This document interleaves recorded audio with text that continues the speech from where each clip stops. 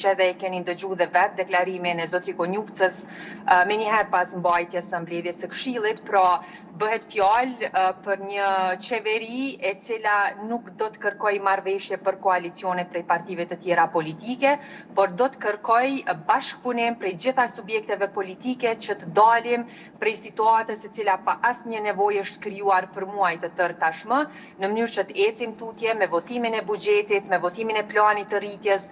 dhe 2-3 çështje të tjera të cilat janë shumë të rëndësishme të kalojnë me votë të deputetëve në kuvend tani dhe të përgatitet vendi për një proces të ri zgjedhor, pra mundësisht mund të ndodhë në marsin e vitit që po vjen.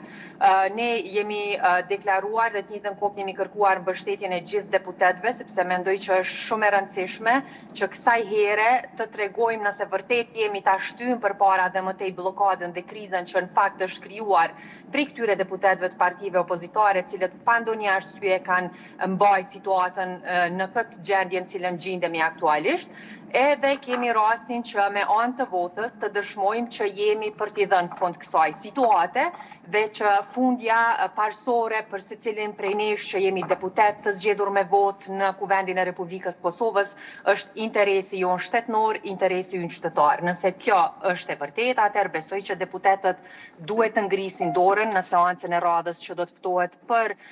votimin e qeverisë me në krye zotëri Konjufcën dhe t'i shtyjmë përpara këto çështje të cilat vërtet janë problematike, do të jenë edhe më problematike nëse një votim i tillë nuk ndodh në Kuvendin e Republikës së Kosovës. Pra nuk është se ka ndodhur diçka konkrete në raport me partitë e tjera politike, madje unë kam pa dje që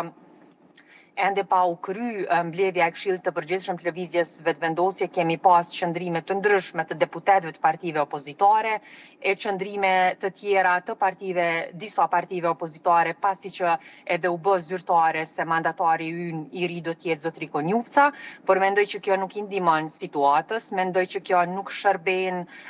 për të dalë prej kësaj krize që është krijuar, mendoj që deputetët dhe partitë opozitare duhet ta ndryshojnë këtë qasje dhe ta kuptojnë që karshi krejt kësaj bllokade për muaj të tërë tashmë, i vetmi subjekt politik që gjithmonë ka lëvizur përpara, që gjithmonë ka tentuar të ofrojë alternativë, që gjithmonë është munduar të dalë prej kësaj situatës që pa dëshirën tonë është krijuar, ka qenë Lëvizja Vetëvendosje. Dhe kjo është dhe një tjetër dëshmi, dhe po mendoj njëra ndër më të fuqishme dëshmijat tonat deri më tani, që po jemi të gatshëm të ndrojmë edhe emrin e mandatarit, sepse kështu kërkohet me kushtetut, dhe